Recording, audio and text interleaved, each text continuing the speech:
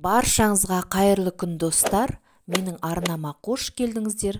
Бүгін сіздермен малинаның вареньясын қысқа сақтау, яғни қайнатып жабу әдісімен бөлісетін боламын.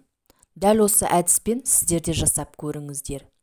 Ең алдымен осылай малиналарымызды салқын суда жуып тазартып аламыз. Одан кейін дәл осы малинамыздың үстіне бірге бір қантымызды салып, лопаткамыздың көмегімен біркелкі етіп қантымызды араластырып аламыз. Келесі кезекте осылай араластырып алған малинамызды блендеріміздің көмегімен біркелкі масса болғанша осылай езіп дайындап аламыз. Міне, біздің біркелкі етіп езіп алған малинамыз дайын.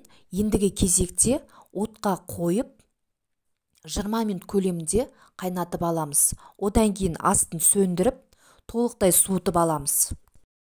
Толықтай суыған вареньямызды жабу үшін қайтадан отқа қойып 5 минут қайнатып, одан кейін алдын ала стерилденген банкілерімізге осылай құйып аламыз. Дәл осы рецепт ұнап жатса, каналыма тіркеліп, лайк басып, өз пікірлеріңізді қалдырып кетуді де ұмытпаңыздар. Міндетті түрде қақпақтарында стерилдеп алған жөн. Міне, біздің қысқа арналған тосаптарымыз дайын. Егер каналыма тіркелмеген болсаңыз, тіркеліп қоюды да ұмытпаңыз. Назарларыңызға рахмет. Сіздермен болған Гүлнұр, ал бізге ас болсын.